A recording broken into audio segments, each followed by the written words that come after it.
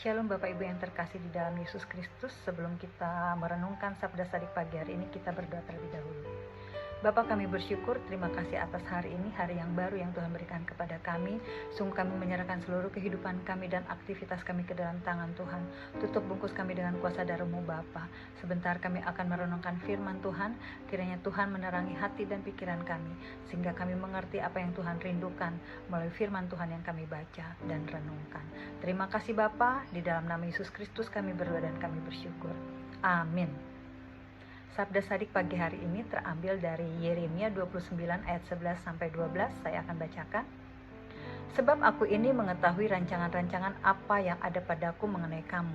Demikianlah firman Tuhan, yaitu rancangan damai sejahtera dan bukan rancangan kecelakaan, untuk memberikan kepadamu hari depan yang penuh harapan.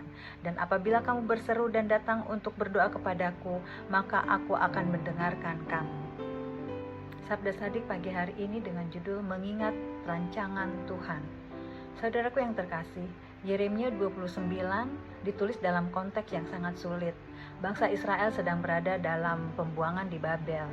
Jauh dari tempat tinggal mereka, hidup dalam ketidakpastian dan hidup di dalam penderitaan.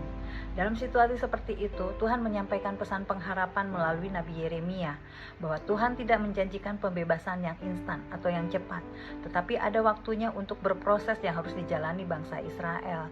Yeremia 29 ayat 10, sebab beginilah firman Tuhan, apabila telah genap 70 tahun bagi Babel, barulah aku memperhatikan kamu.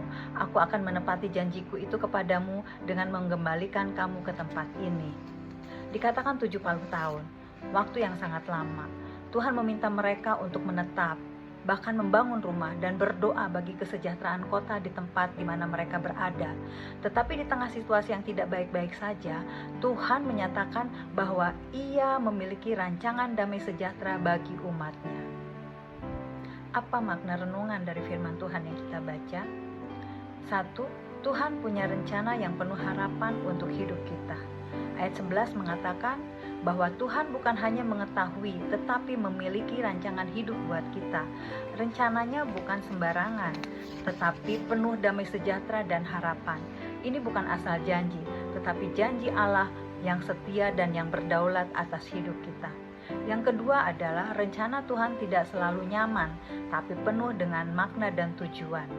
Rancangan Tuhan tidak selalu berarti jalannya mudah, seperti bangsa Israel yang harus tinggal selama 70 tahun di pembuangan. Kita pun sering harus melewati proses yang panjang dan tidak nyaman. Namun dalam setiap proses itu, Tuhan sedang membentuk, memurnikan, dan mempersiapkan kita untuk masa depan yang lebih baik lagi. Yang ketiga adalah panggilan untuk selalu berseru dan berdoa. Ayat 12 mengajak kita untuk berseru dan datang kepada Tuhan. Ini adalah ajakan untuk membangun relasi yang intim dengan Tuhan. Dalam proses menantikan penggenapan janjinya, doa menjadi jembatan yang menghubungkan kita dengan Allah. Tuhan bukan hanya merancang, tetapi juga mendengarkan seruan doa kita.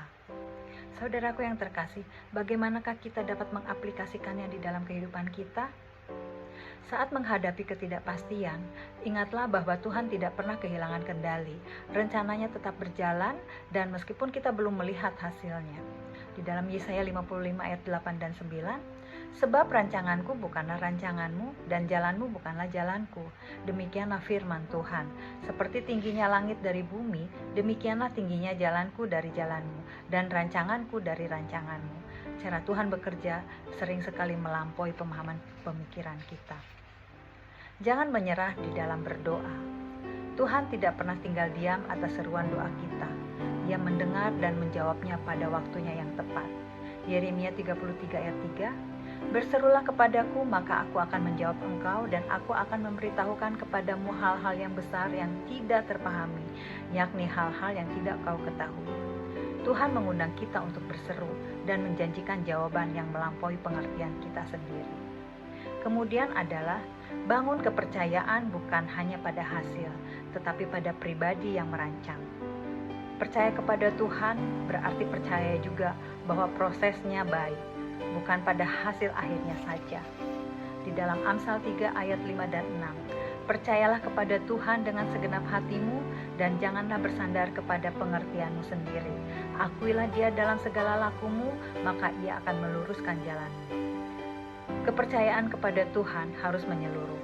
Bahkan ketika kita belum memahami prosesnya, kita harus percaya kepada Tuhan dengan segenap hati kita.